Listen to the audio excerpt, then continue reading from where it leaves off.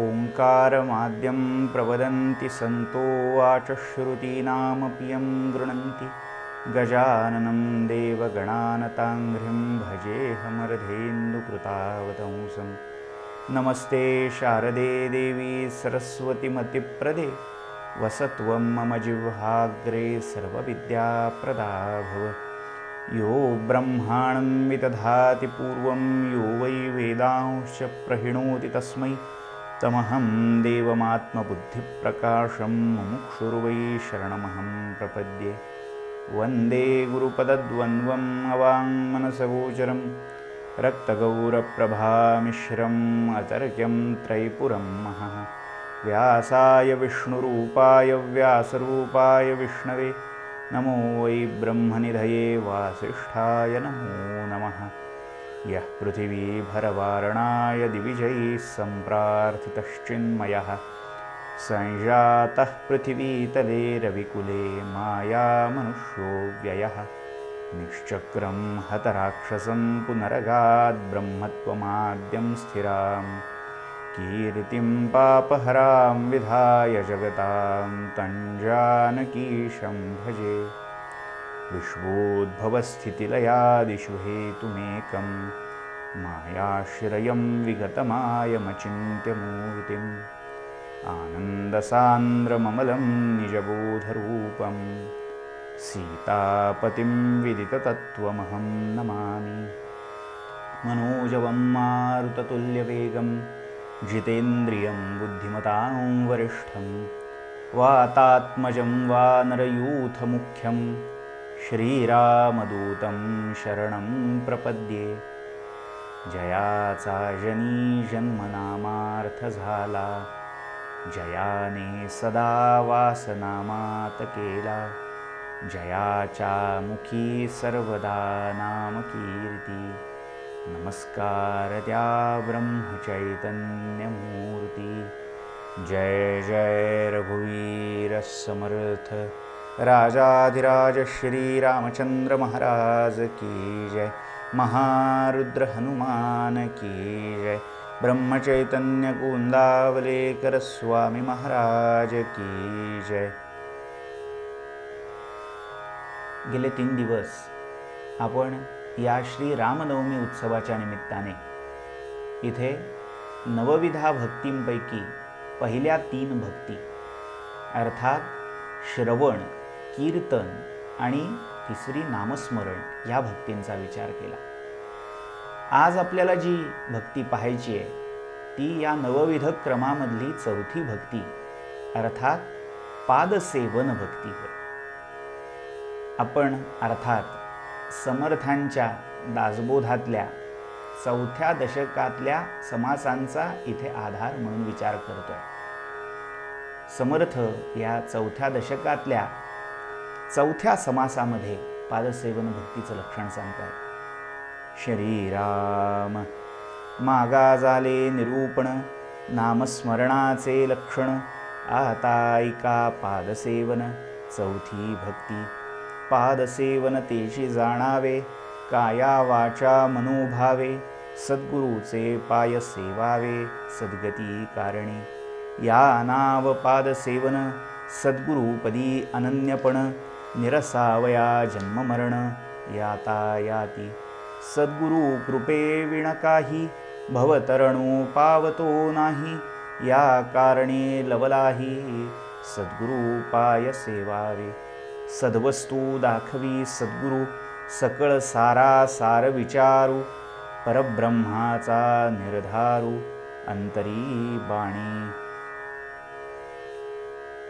थोडक्यात या सगळ्या भक्ती पाहत असताना जी भक्ती आपल्याला देवाशी किंवा सद्गुरूंशी जोडते त्या भक्तीची ही वेगवेगळी माध्यमं आहेत, साधनं आहेत। सद्गुरूंशी जोडलं जाण्यासाठी आपल्याला काय काय करता येईल, बाकीचे सर्व उपाय हे एक प्रकारे देवभक्ती किंवा आपल्या इष्ट आराध्य देवतेची उपासना आराधना करण्यासाठी पूरक आहे। मात्र विशेषत्वाने हा जो 4थ्या भक्तीचा प्रकार आहे हा देवापेक्षा सद्गुरूंच्या जवळ नेणारा असा भक्तीचा प्रकार आहे. बाकी सर्व प्रकार हे त्या आराध्य देवते संदर्भात होऊ शकतात, संभवू शकतात. मात्र पादसेवन भक्ती ही जी आहे ती विशेषत्वाने, अगदी सांगायचं झालं तर देवापेक्षाही सद्गुरू संबंधाने अधिक औचित्याची ठरते. जर या भक्तीची मातृका आपण पाहिली, प्रत्येक भक्तीची एक एक मातृका आहे, अधिष्ठात्री आहे, असं आपण आधीच पाहिलंय. तर या पादसेवन किंवा पादसंवाहन भक्तीची मातृका ही आदिमाया महालक्ष्मी आहे. शेषशायी भगवान नारायण हे जेव्हा योग निद्रेमध्ये रममाण होतात, त्यावेळी ही आदिमाया महालक्ष्मी ही भगवंताची पादसेवा करते, भगवंताचे पाय चुरते. ही या पादसेवन भक्तीची सर्वात मोठी आदर्श आहे. मात्र त्या भगवंताची चरणसेवा करायला मिळणं हे खरोखर आपल्यासारख्या सामान्य जीवांसाठी दुष्कर आहे, दुर्लभ आहे, दुष्प्राप आहे. त्यामुळे मग त्याच भगवंताचं जे सगुण साकार मानुष रूप ते संत सद्गुरू हे या पादसेवन पादसंवाहन भक्तीचा मुख्य विषय ठरलेले आहेत. आपण जेव्हा भगवंताची चरणसेवा करतो, म्हणजे आपण काय करतो, तर आपण जेव्हा पूजा करतोय, उद्या आपल्याला त्या अर्चन पूजन भक्तीचं वर्णन पाहायचं आहे, तर त्या भगवंताची पादसेवा आपल्यासाठी किती मर्यादित आहे, तर त्या भगवंताची जी मूर्ती आहे त्या मूर्तीच्या पायावर पाद्य, अर्घ्य, पुष्प इत्यादी अर्पण करणं, पुष्पांजली अर्पण करणं, आरती ओवाळणं, एवढाच काय तो भगवंताच्या चरणाशी आपला संबंध येतो. जर आपण विचार केला तर भगवंताची पावलं ही आपल्याला प्रत्यक्ष कधी दिसलेली नसतात, आपण ती कल्पिलेली असतात. आपण जर तीर्थक्षेत्रांचा विचार केला तर या तीर्थक्षेत्रांपैकी ज्या काही मोक्षपुरी मानलेल्या आहेत किंवा जिथे दान, श्राद्ध, तर्पण, पूजा इत्यादी केलं असता मोक्ष मिळतो अशी कल्पना आहे, अशा काही पवित्र तीर्थक्षेत्रांपैकी एक तीर्थक्षेत्र आहे गया.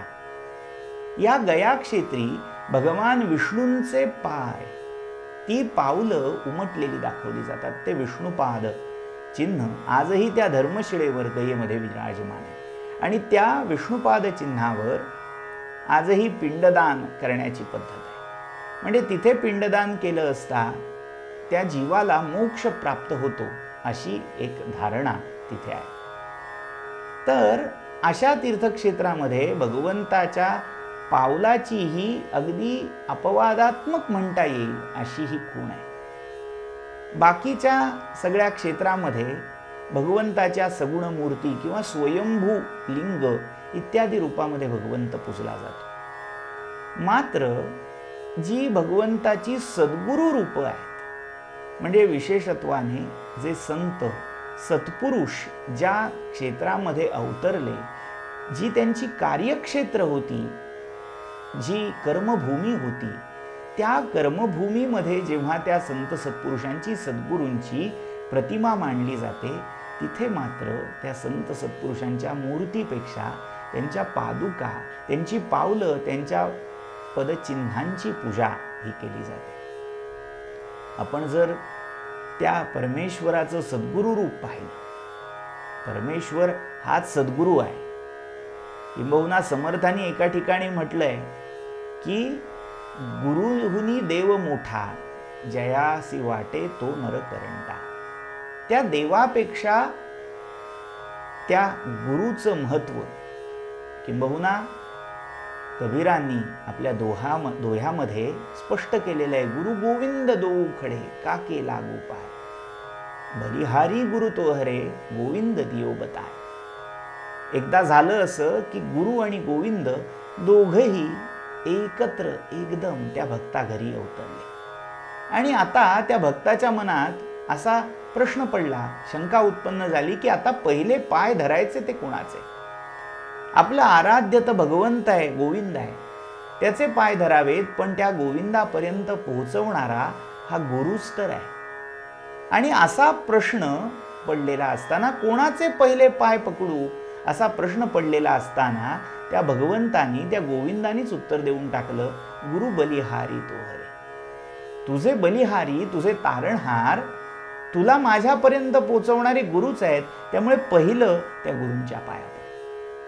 त्यामुळे भगवंताच्याही पादसेवेपेक्षा त्या सद्गुरूंची, संतांची पादसेवा ही भक्ताला, शिष्याला अधिक जवळची वाटते. किंबहुना म्हणूनच की काय, या संतांची, सद्गुरूंची पूजा या चरणचिन्हांच्या स्वरूपामध्येच केली जाते. भगवंताचे जे विविध अवतार आहेत, या अवतारामध्ये दत्तात्रेयांचा अवतार हा प्रधान मानला गेला आहे. श्रीमद भागवताच्या पहिल्या 3ऱ्या स्कंधामध्ये भगवंताच्या अवतारांच्या सूची दिलेल्या आहेत. 24 अवतार भगवंताचे त्यात सांगितलेले आहेत. त्याच्यामध्ये अत्री आणि अनसूया यांच्या पोटी जो भगवंताचा अवतार झाला तो अवतार म्हणजे दत्तात्रेय. आता दत्तात्रेयांच्या अवतारांची पुन्हा कथा गुरुचरित्रामध्ये येते. दत्तात्रेयांनी जगदोद्धारासाठी कधी श्रीपाद श्रीवल्लभ, कधी नरसिंह सरस्वती, कधी माणिक प्रभू, कधी अक्कलकोटचे स्वामी समर्थ अशा विविध रूपात अवतार धारण केले. मात्र या सर्व अवतारांची पूजा ही त्यांच्या चरणचिन्ह किंवा पादुकांच्या स्वरूपात केली जाते. आपण जर नरसोबाच्या वाडीला गेलात, औदुंबरला गेलात, गाणगापूरला गेलात, अक्कलकोटला गेलात किंवा अगदी हुमणाबादला गेलात, प्रत्येक ठिकाणी या सद्गुरू रूप भगवंताच्या पादुका याच पूजल्या जातात. मग औदुंबरला तिथे विमल पादुका आहेत, नरसोबाच्या वाडीला तर मनोहर पादुका आहेत, गाणगापूरला निर्गुण पादुका आहेत. अशा या पादुका ही चरणचिन्ह फार महत्वाची या गुरुपूजेमध्ये मानली गेली. त्यामुळे या सगळ्या भक्तीमधली पादसेवन भक्ती, सांगायचं तात्पर्य असं, देवापेक्षा सद्गुरूंच्या बाबतीत अधिक जवळची, अधिक अनुसरणीय किंवा अनुकरणीय ठरते. या पादसेवन भक्तीचा जर आदर्श पाहायचा झाला तर प्रत्यक्ष महाविष्णू स्वरूप ज्ञानेश्वर माऊली आम्हाला भावार्थ दीपिकेच्या 15व्या अध्यायामध्ये या पादसेवेचा प्रकार सांगतात. त्या सद्गुरूंची पावलं माऊली पूजतायत. माऊली म्हणतायत, आता हृदय हे आपुले, चौफाळून या भले, वरी बैसवू पाऊले श्री गुरूंची. त्या आपल्या हृदय कमळाला चौफाळून, म्हणजे जणू काही ते हृदय जे आहे ते इतकं आनंद विभोर झालेलं आहे की ते एखाद्या चौरंगाप्रमाणे विस्तृत आयत झालेलं आहे, पसरलंय. आणि अशा उत्फुल्ल हृदय कमलावर, हृदयासनावर काय प्रतिष्ठापित केलं तर माऊली म्हणतात, आता हृदय हे आपुले, चौफाळून या भले, वरी बैसवू पाऊले श्री गुरूंची. वर त्या सद्गुरूंची, श्रीगुरूंची पाऊलं ही बसवायची. आणि मग काय करायचंय, मग त्या पावलांची पूजा करायची. त्या पावलांवर जी फुलं आहेत ती फुलं म्हणजे जणू सर्वेंद्रिय कुडमुळी, सर्व इंद्रियांच्या कळ्या करून, इंद्रियांच्या ज्या प्रवृत्ती आहेत त्यांना एखाद्या पुष्पाच्या कलिकेप्रमाणे कल्पून ती ओंजळ. आता गंमत अशी आहे, त्यातलाही संकेत खूप लक्षात घेण्याजोगा आहे. छोट्या छोट्या गोष्टी आहेत. आपल्याला इंद्रिय किती तर 5 ज्ञानेंद्रिय आणि 5 कर्मेंद्रिय. आता ही 5 ज्ञानेंद्रिय 5 कर्मेंद्रिय मिळून 10 होतात आणि आपल्या ओंजळीची, आपल्या दोन्ही हातांची बोटं मिळूनही 10 होतात. ऐक्यभावाची अंजुळी ही ज्ञानेंद्रिय आणि कर्मेंद्रिय एकत्र करून जी ओंजळ बांधली गेली आहे, त्या ओंजळीमध्ये सर्वेंद्रिय कुडमुळी भरोनिया पुष्पांजली अर्घ्यू देऊ. या सगळ्या 10च्या 10 इंद्रिय प्रवृत्ती जणू काही त्या पुष्पांजलीप्रमाणे भरून घेतल्या आहेत, एकत्र केल्या आहेत आणि त्याचं जणू काही अर्घ्य हे या भक्ताने, शिष्याने त्या गुरुचरण कमलांवर द्यायचं आहे. म्हणजे थोडक्यात आपल्या ज्या सर्व इंद्रियांच्या प्रवृत्ती आहेत त्या एकवटून त्यांना समर्पित करायचं आहे त्या गुरूंच्या पावलावर. हीच खरं तर ती पादसेवन भक्ती आहे. आता खरं तर भक्ती म्हटल्यावर आपल्याला देव आठवतो, आराध्य दैवत आठवतो. मात्र समर्थांनी इथे वर्णन करताना देवतेपेक्षा सद्गुरूच्या पादसेवन भक्तीचं महत्व आळवलेलं आहे. सद्गुरु कृपेविण काही भवतरणो पावतो नाही, या कारणे लवलाही सद्गुरु पाय सेवावे. सद्गुरु कृपेविण काही, सद्गुरूंच्या कृपे वाचून अन्य भवतरणो पाव नाही, कोणताही उपाय नाही. या भवातून, या संसारातून तरुण जायचं असेल तर एकमात्र तरणोपाय हे सद्गुरूंची कृपा आहे, सद्गुरूंची पावलं आहे.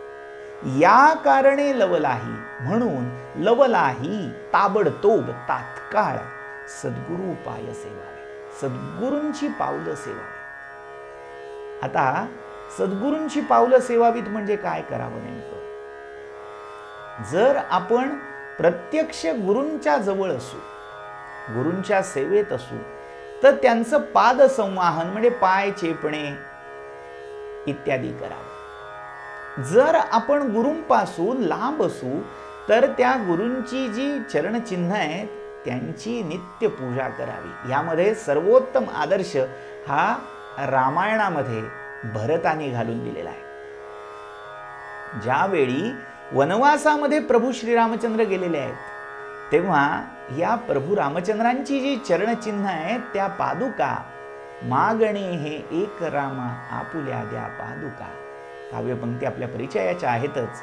त्या प्रभू रामचंद्रांच्या चरण पादुका भरतानी मागून घेतल्या आणि रामांचं सन्निधान जेव्हा नाही अशा त्या 14 वर्षाच्या कालावधीमध्ये अयोध्येच्या राजसिंहासनावर या प्रभू रामचंद्रांच्या चरणचिन्हांची स्थापना करून त्यांच्या छत्रछायेखाली राज्यकारभार पाहिला. जो भक्त, जो शिष्य गुरूंपासून असा दूर असेल त्याला हा आदर्श ग्राह्य आहे. त्यांनी अनुकरण करावं असा हा सगळा चरित्र भाग आहे. अगदी आधुनिक काळाचा जर विचार केला, आपण पाहतोय एक एक ही भक्ती पाहत असताना ब्रह्मचैतन्य गोंदावलेकर महाराज किंवा त्यांच्या शिष्याचं चरित्र आलं नाही असा आपला एक दिवस जात नाही, जाणारही नाही. एक सर्वोत्तम आदर्श या सद्गुरु पादसेवनाचा म्हणजे ब्रह्मचैतन्य महाराजांचे परम शिष्य, परम भक्त ज्यांना महाराजांनी आपलं म्हटलं ते ब्रह्मानंद महाराज. ब्रह्मानंद महाराजांचा आदर्श असा की ब्रह्मानंद महाराजांच्या अर्थात गोंदवलेकर महाराजांच्या पादुका या गळ्यामध्ये कायम घालत असत. एक तांब्याची तार करून त्याच्यामध्ये महाराजांच्या पादुका त्यांनी ओवून घेतल्या होत्या आणि अशा पादुका ते सदैव आपल्या गळ्यामध्ये, कंठामध्ये धारण करत असत. जेव्हा शौचाला जात तेव्हा मात्र त्या बाजूला काढून ठेवत. एरवी प्राणापलीकडे या पादुका ते आपल्या कंठाशी धरून वागवत असत. त्यांना कोणी विचारलं, हे काय बुवा करता? तेव्हा ब्रह्मानंद बुवा सांगायचे की हे माझं मंगळसूत्र आहे. जसं एखाद्या पतिव्रता सौभाग्यवतीला तिचं मंगळसूत्र प्राणाहून प्रिय असतं, तसं ब्रह्मानंद बुवा या गुरूंच्या पादुका आपल्या प्राणापेक्षा अधिक जपायचे. तर अशी ही चरणसेवा आहे. गुरूंची चरणसेवा प्रत्यक्ष घडायला फार मोठं भाग्य लागतं, त्याशिवाय ती चरणसेवा घडत नाही. ज्ञानाचे जे मार्ग भगवंतांनी गीतेत सांगितलेले आहेत त्याच्यात हा चरणसेवेचा मार्ग एक आहे. तद्विधी प्रणिपातेन परिप्रश्नेन सेवया उपदेक्षन्ति ते ज्ञानम ज्ञानिनः तत्वदर्शिनः. जर ज्ञान उपदेश प्राप्त करायचा असेल तर या संत सत्पुरुषांची, सद्गुरूंची चरणसेवा घडायला लागते, त्यांच्या जवळ जावं लागतं. तद्विधी प्रणिपातेन, प्रणिपात करावा लागतो, त्यांच्यासमोर नतमस्तक व्हावं लागतं. परिप्रश्नेन, प्रश्न विचारावे लागतात आणि सेवा, चरणसेवा करावी लागते. स्वतः भगवंतांनी जेव्हा मानवी अवतार धारण केले, मग तो प्रभू रामचंद्रांचा असेल, भगवान परशुरामांचा असेल किंवा भगवान श्रीकृष्णांचा असेल, प्रत्येक अवतारामध्ये त्यांनी एक एक गुरु केला. परशुरामावतारामध्ये प्रत्यक्ष शिवशंकरांना गुरु केलं, रामावतारामध्ये ब्रह्मर्षी वसिष्ठांना गुरु केलं, कृष्णावतारामध्ये सांदीपनींना गुरु केलं आणि त्यांची चरणसेवा या अवतारामध्ये भगवंतांनी केली. म्हणजे प्रत्यक्ष भगवंतही नर रूपामध्ये, मानवी रूपामध्ये अवतरतो, तेव्हा तोही ही सद्गुरूंची पादसेवन भक्ती कायम करत राहतो.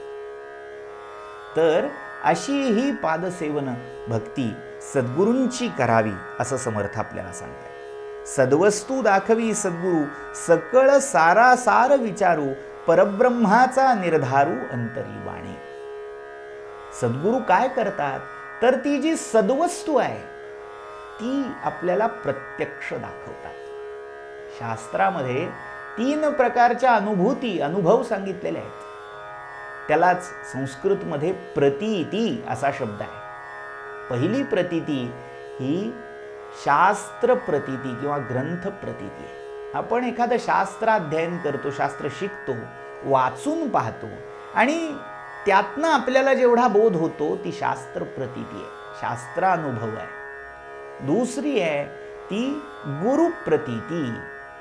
गुरु काय करतात, जी आपल्याला थेअरी माहिती आहे तिचं प्रॅक्टिकल कसं करायचं, प्रत्यक्ष उपायोजन समायोजन कसं करायचं हे गुरु आपल्याला दाखवतात.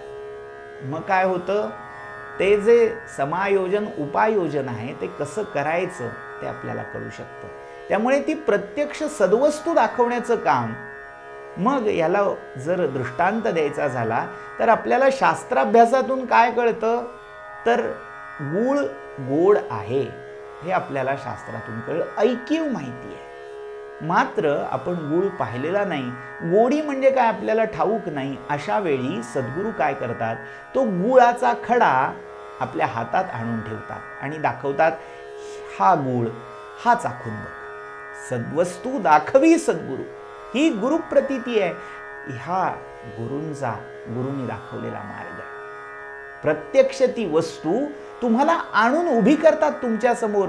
भगवंत आणून उभं करण्याचं सामर्थ्य या सद्गुरूमध्ये आहे. मात्र शेवटची प्रतीती ही आत्मप्रतीती आहे.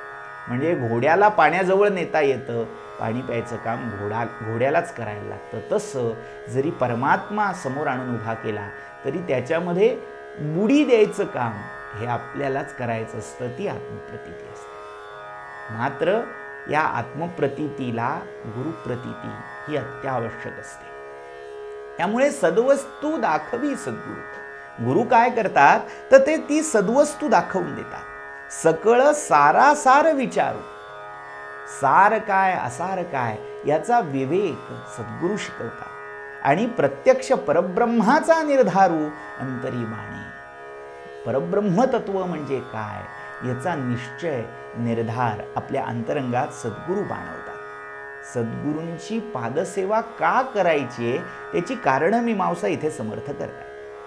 जे वस्तू दृष्टीस दिसेना आणि मनास तेही भासेना, संगत त्यागे विण येना अनुभवासी. अनुभव घेता संगत त्याग नसे, संगत त्यागे अनुभव न दिसे, हे अनुभवियासीच भासे येरा गथा गोवी. अनुभव घेता संगत त्याग नसे, संगत त्यागे अनुभव न दिसे. आता तो सद्गुरूंचा संतांचा संग झाल्याशिवाय अनुभव लाभत नाही. आणि जर तो संतांचा संग सोडला तर काय होतं, आत्मप्रतीतीही होत नाही. अनुभव घेता संगत्याग नसे.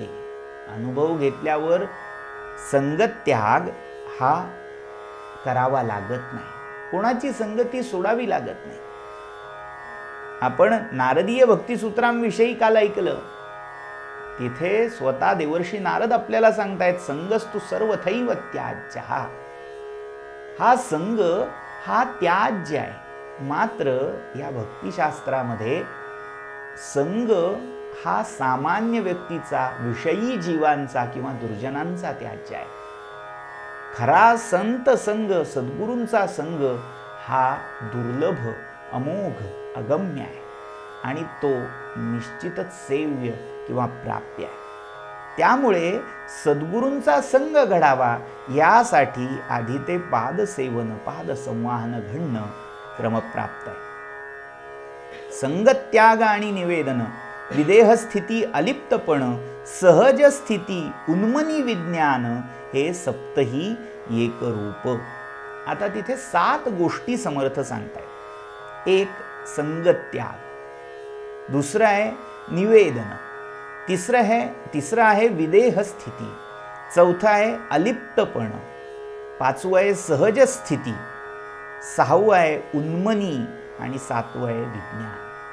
या ज्या 7 गोष्टी आहेत त्या एक प्रकारे समाधीच्या परिभाषा आहे. समाधी जर वेगळ्या शब्दामध्ये सांगायची झाली तर ह्या वेगवेगळ्या संज्ञा, या पारिभाषिक संज्ञामध्ये ती समाधी सांगितली जाते. मग काय? एक आहे संगत्याग, म्हणजे त्या सद्गुरू सोडून, संत सोडून बाकीच्या सगळ्यांचा त्याग, बाकी कोणाच्याही संगतीत न जाणं, प्रत्यक्ष देह, देहभाव, इंद्रिय, मन यांचाही संग सोडणं. नाथ महाराजांनी त्या भारुडामध्ये जसं वर्णन केलंय, एकलीच राहू दे मला, भवानी आई रोडगा वाहीन तुला. सगळे जाऊ देत, एका जनार्दनी सगळेच जाऊ दे, एकटी मला राहू दे. हा जो एकांत आहे, हा जो सद्गुरु कृपेने, सद्गुरु संगतीनेच लाभणारा असा एकांत आहे. सदाकाळी एकांत सेवित जावा असा हा एकांत, तोच निवेदन ह्याही नावाने ओळखला जातो. जेव्हा आत्मनिवेदन घडतं, आपल्याला शेवटची जी भक्ती पाहिजे ती आत्मनिवेदन आहे. आत्मनिवेदन म्हणजे पूर्ण समर्पण आहे, वाहून टाकणं आहे. स्वतःचं असं काही वेगळं हातचं राखून न ठेवणं हे निवेदन आहे. विदेह स्थिती, देहातीत उन्मनी भाव प्राप्त होणं. देही असोनी विदेही, सदा समाधिस्थ पाही, असं आपल्याला संत वचन ऐकून माहिती असेल. विदेह स्थिती म्हणजे काय? देहात असून देहाचं भान नाहीसं होणं. देहाच्या भावामध्ये, मी देह आहे या भावनेमध्ये न गुंतणं, ही विदेह स्थिती आहे. या भारतभूमीमध्ये असे अनेक लोकोत्तर पुरुष झाले जे त्या विदेह स्थितीला पोचलेले होते. या देहाचं जे काही घडायचंय ते घडो. अगदी अनेक ऋषीमुनी आपण पाहिले असतील, ऐकलं असेल त्यांचं चरित्र, की तप करता करता त्या देहातीत अवस्थेला इतके पोचायचे की त्या देहावर वल्मिक, वारुळं वाढायची, झाडं, पशुपक्षी हे त्याच्यावर आपला आपला निवारा शोधायचे. मात्र ह्याला आपल्या देहाचं भान नसायचं. ते वेदांताचं श्रवण करताना आपण पहिल्या दिवशी पाहिलं, याज्ञवल्क्य जेव्हा जनकाला तो अध्यात्म सिद्धांत सांगताय तेव्हा इतका तदाकार झालेला जनक राजा आहे की त्याच्या मांडीला येऊन त्या अग्निज्वाळा भिडल्या, मात्र देहाचं भान त्याला नाहीये. ही विदेह स्थिती आहे. किंबहुना म्हणूनच त्या राजाचं नाव विदेह असं पडलं. किंवा अगदी आधुनिक काळामध्ये झालेले अनेक महात्मे असतील जे देहात असूनही त्या विदेह स्थितीला पोचले, ज्यांना अवधूत असं म्हटलं जातं. अलिप्तपण, सगळ्यामध्ये असून अलिप्त राहणं, रंगुनी रंगात साऱ्या रंग माझा वेगळा, गुंतुनी गुंत्यात साऱ्या पाय माझा मोकळा. आधुनिक काव्यपंक्ती आहेत, मात्र हा जो आशय आहे, हा जो भावार्थ आहे, हा या अलिप्तपण या स्थितीलाच व्यक्त करणार आहे. सगळ्यामध्ये आहे. जसं भगवान श्रीकृष्णांचं सांगितलं जातं की 16 सहस्र नारी भोगुनी तरी ब्रह्मचारी. सगळ्यांना सगळ्यांमध्ये राहून सगळे सुखोपभोग घेऊनही जे अलिप्तपण आहे, मतिकृत गुणदोषा माम विभुम्न स्पृशंती, ही जी अवस्था आहे. भगवतपाद आद्य शंकराचार्यांनी आपल्या योग तारावली स्तोत्रामध्ये हा श्लोक मांडलेला आहे, सांगितलेला आहे. विचरतु मतिरेषा निर्विकल्पे समाधौ कुच कलश युगे वा कृष्ण सारे क्षणानाम चरतु जडमते वा सज्जनानां मते वा मतिकृत गुणदोषा माम विभुम्न स्पृशंती. हे सगळे मतीचे दोष आहेत. या सगळ्या देह, मन, चित्त, बुद्धी, अहंकार या पातळ्यांवर, या स्तरांवर घडणाऱ्या क्रिया आहेत. याच्यामुळे माझं समत्व, माझी आत्मस्थिती दोलायमान होऊ शकत नाही, त्याच्यामध्ये चलबिचल होऊ शकत नाही. ही स्थिती म्हणजे अलिप्तपण, सहज स्थिती. जैशी स्थिती आहे तैशा परी राहे, कौतुक तू पाहे संचिताचे. ही जी तुकोबांनी सांगितलेली अवस्था आहे की जसं काही जे काही येईल क्रमप्राप्त आहे, निसर्गतः कर्मायत्त जे आहे त्याच्याकडे अगदी सहज भावाने पाहणं. ह्याच्यामध्ये हुरळून जायचं, हरखून जायचं कारण नाही किंवा विषाद मानायचंही कारण नाही.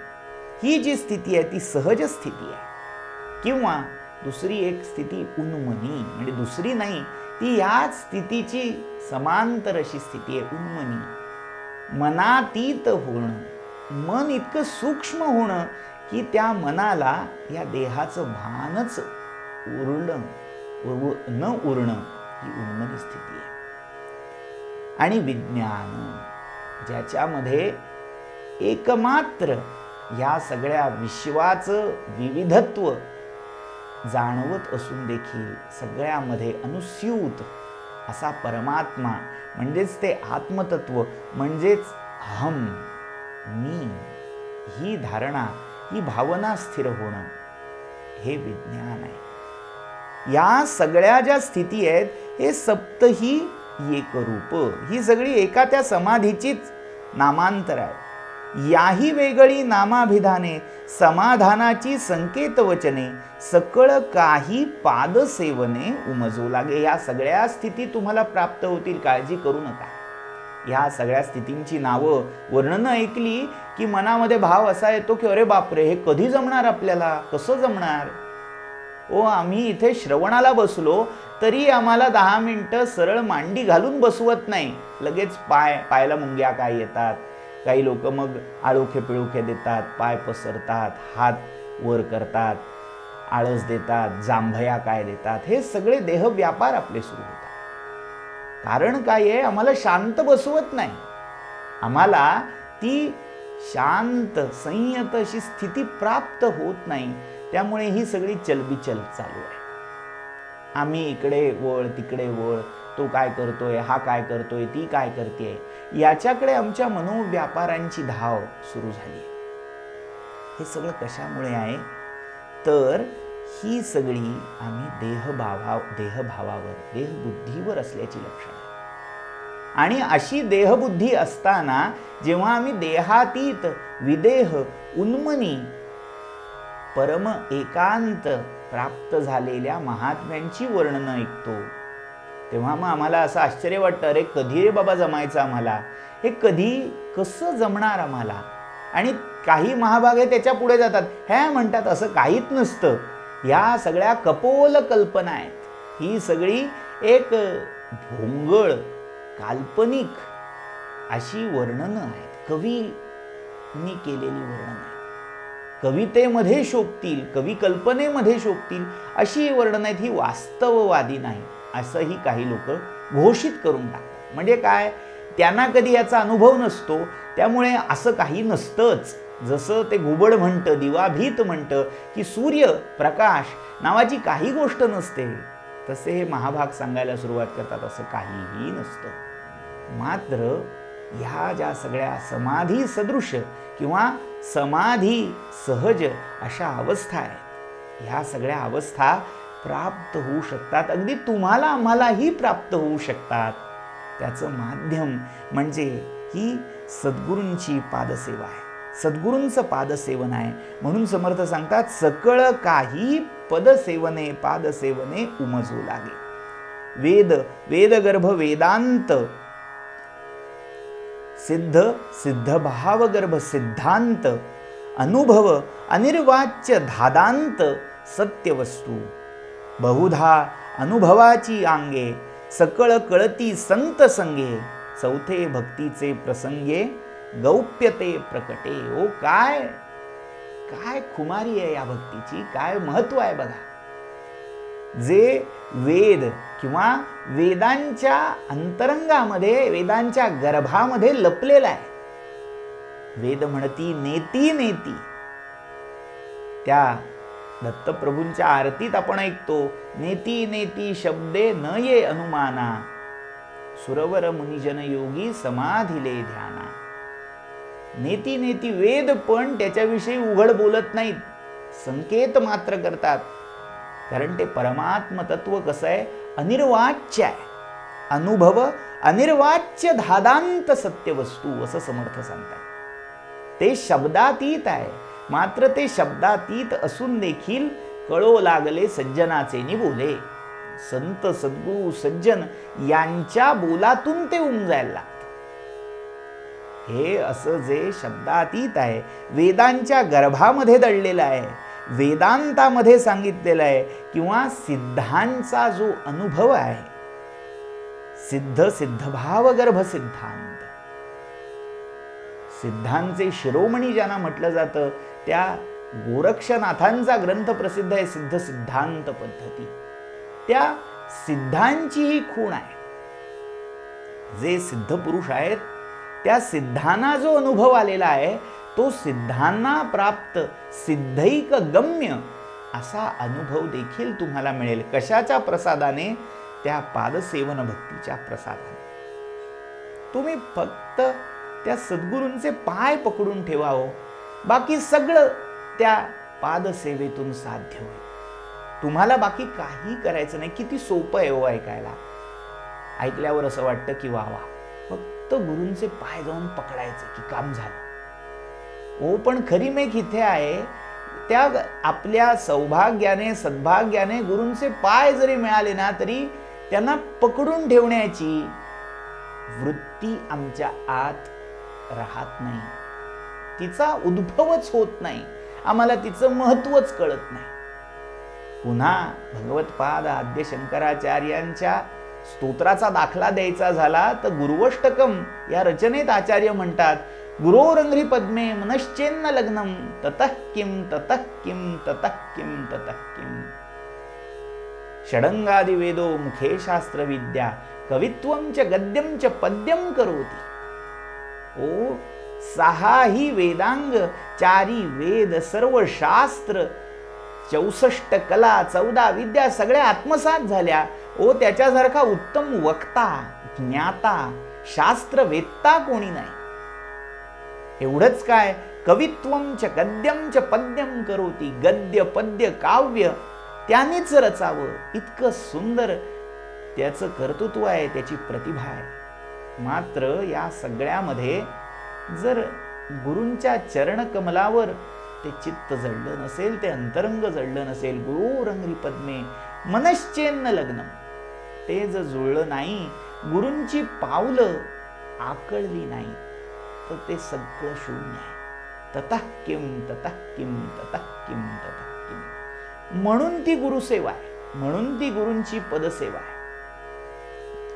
प्रगट वसोनी नसे गोप्य असोनी भासे, भासा आभासाहून अनारिसे गुरुगम्य मार्ग. ते परमतत्व कसं आहे, प्रगट वसोनी नसे, प्रगट आहे पण तरीही सामान्य जीवाना ते नसल्यासारखं आहे, दिसत नाही.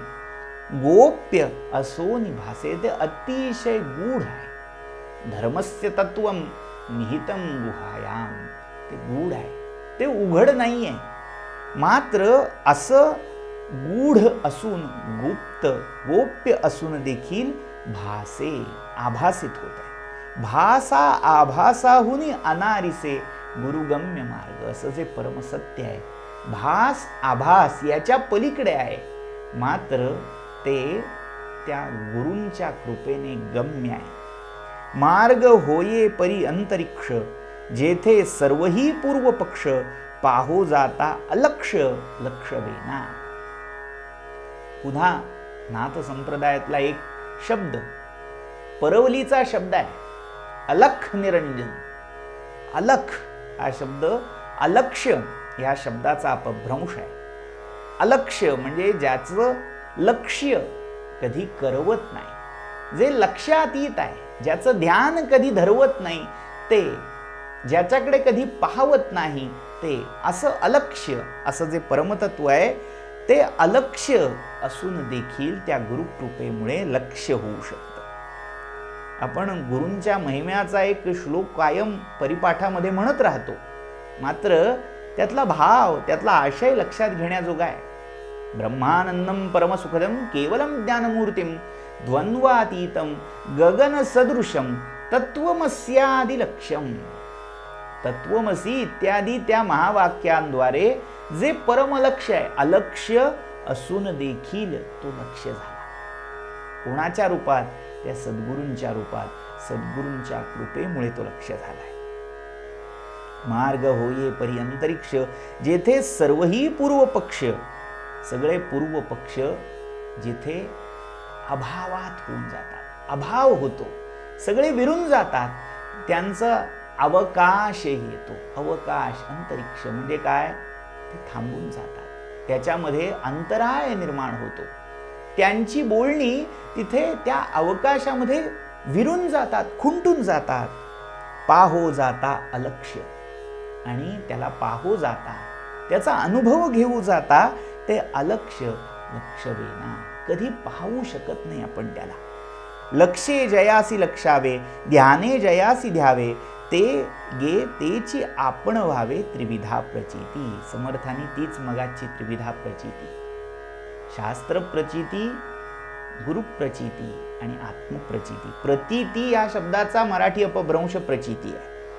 तर त्या त्रिविधा प्रचितीने लक्षे जयासी लक्षावे, लक्ष्य म्हणून ज्याचं निधिध्यासन धरावं, ध्याने जयासी ध्यावे, ध्यानाने ज्याला ध्यावं, ते या सद्गुरूंच्या पादसेवनामुळे आपल्याला प्राप्त होते. असो ही अनुभवाची द्वारे, कळती सारासार विचारे, सत्संगे करुनी सत्योत्तरे प्रत्ययासी येती.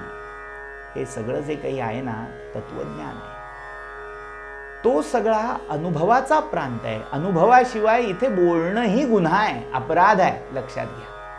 जो कोणी अनुभवा वाचून हे बरळायला जातो, बडबडायला जातो, त्याच्यासारखा अपराधी तोच आहे. अनुभवे विण बोलू नये, अभ्यासे विण प्रगटो नये, समर्थांनी दंडक घालून दिलेला आहे.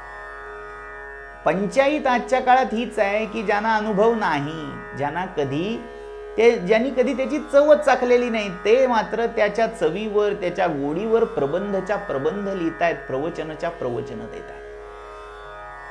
ते या सगळ्यामध्ये मांडून देखील अस्पृष्ट, अनुच्छिष्ट असं राहिलेलं आहे.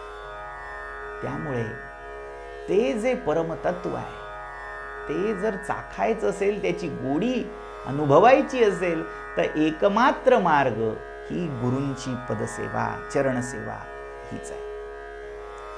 सत्य पाहता नाही असत्य, असत्य पाहता नाही सत्य, सत्यासत्याचे कृत्य पाहणारा पासी.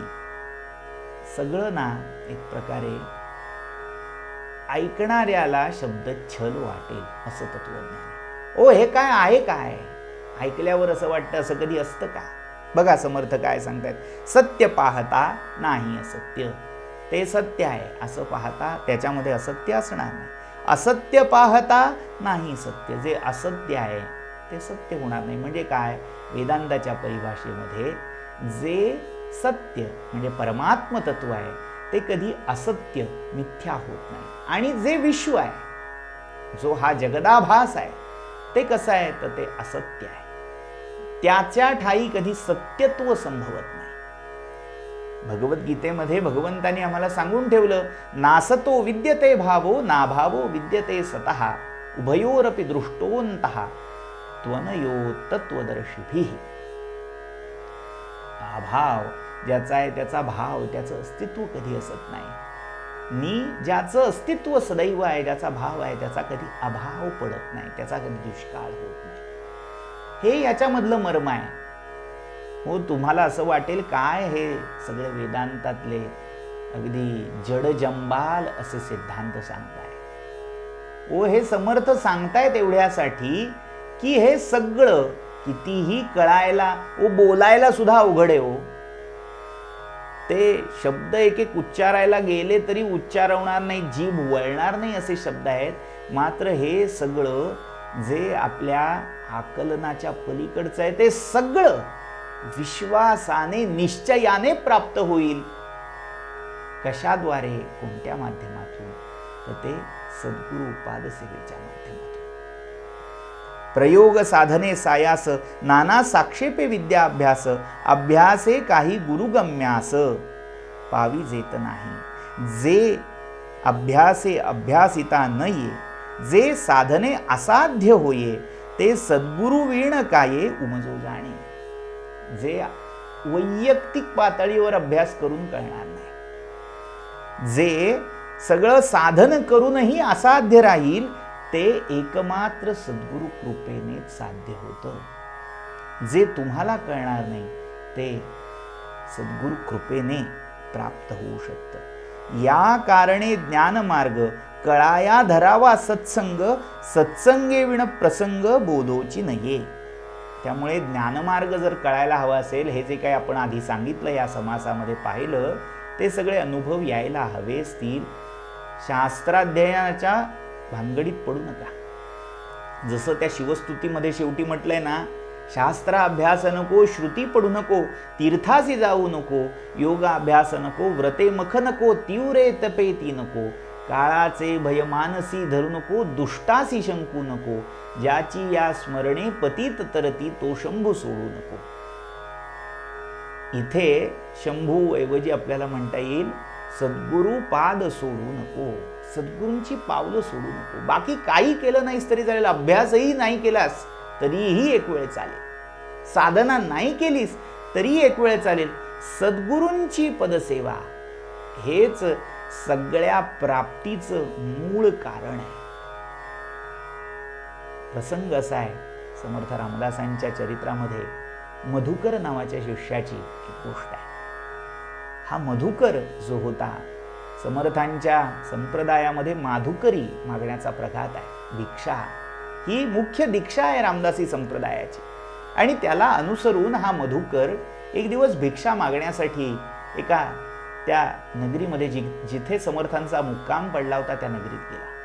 प्रतिष्ठानपुरी असं बखरकारांनी वर्णन केलं, म्हणजे आजची पैठण नगरी. या पैठणमध्ये गेलेला असताना अनेक शास्त्री, विद्वान, ज्योतिषी, नाना शास्त्रांचे व्यासंगी लोक या पुरीमध्ये, नगरीमध्ये राहत होते. आणि याच्यामध्ये एक प्रकांड पंडित आणि ज्याला वाचा सिद्धी प्राप्त होती असे एक विद्वान गृहस्थ एका घरी राहत होते. या घराच्या दारावर हा मधुकर भिक्षा मागण्यासाठी गेला आणि अवचित म्हणून गेला. त्या रामदासी प्रघाताप्रमाणे त्याच्या मुखातून श्लोक बाहेर पडला, समर्थाची या सेवका वक्र पाहे, असा सर्व भूमंडळी कोण आहे, जयाची लीला वर्णिती लोक तिन्ही, नुपेक्षी कदा रामदासाभिमानी.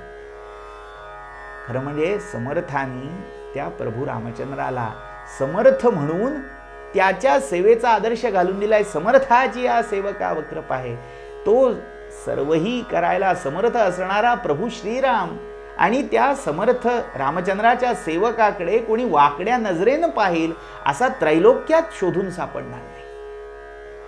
असा सर्व भूमंडळी कोण आहे, जयाची लीला वर्णिती लोक तिन्ही, ज्याची लीला ज्याच्या कथा त्रैलोक्य वर्णन करत, नुपेक्षी कदा रामदासाभिमानी.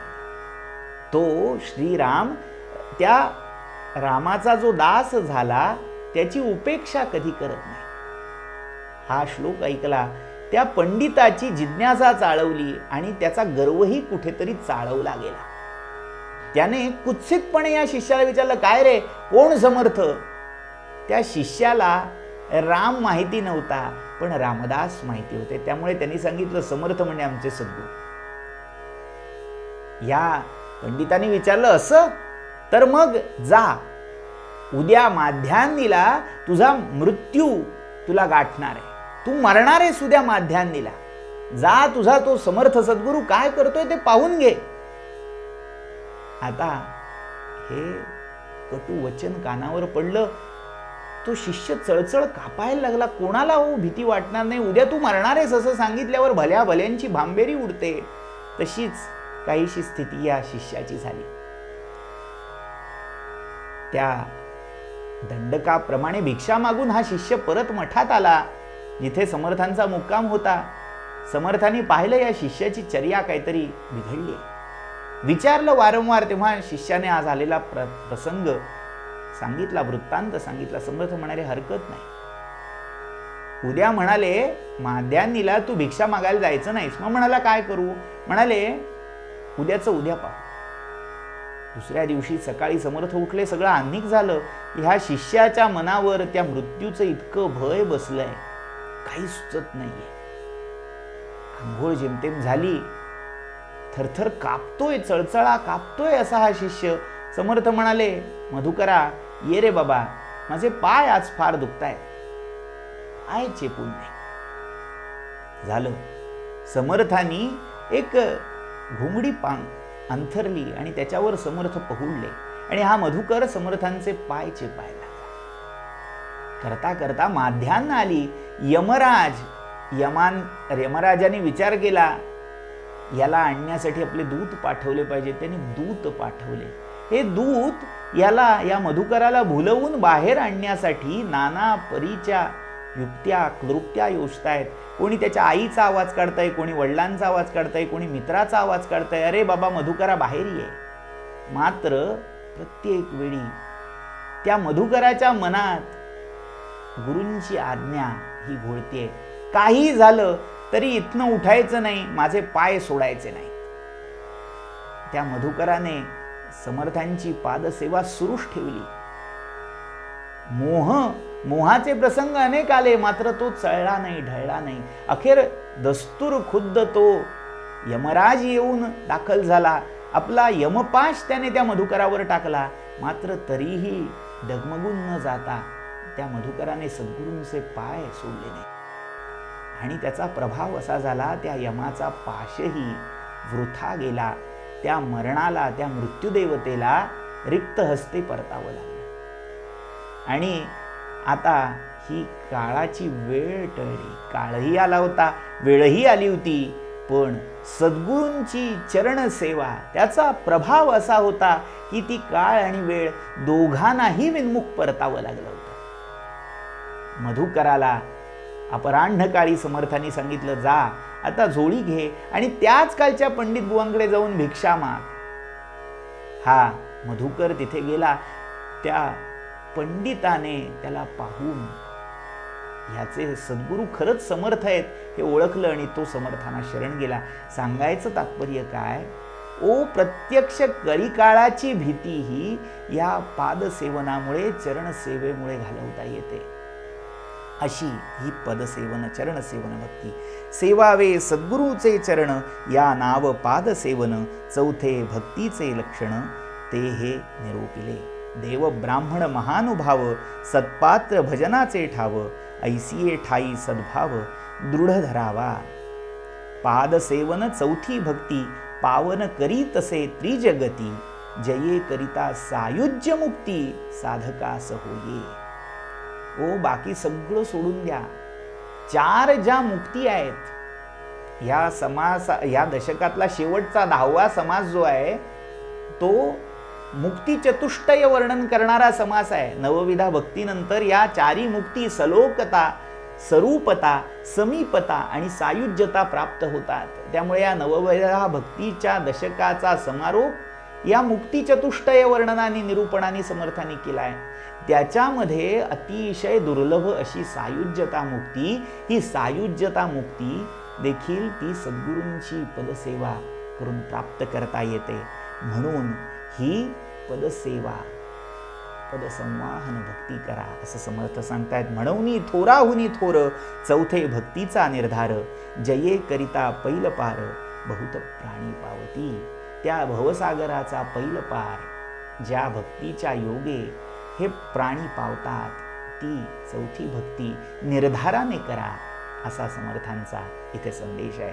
इति श्रीमद्दासबोधे गुरुशिष्य संवादे चतुर्थ दशके पादसेवन भक्ती नाम चतुर्थः सम्मासः. इत्येषा वाङ्मयी पूजा श्रीमच्छङ्करपादयोः अर्पिता तेन देवेशः प्रीयतां मे सदाशिवः. तव तत्त्वं न जानामि कीदृशोऽसि महेश्वर, यादृशोऽसि महादेव तादृशाय नमो नमः. काया वाचा मनोभावे तुझा मी म्हणवी तसे, हे लाज तुझला माझी बुद्धिदे रघुनायका, बुद्धिदे रघुनायका. करता करविता श्रोता वक्ता श्रीराम समर्थ. श्रीराम.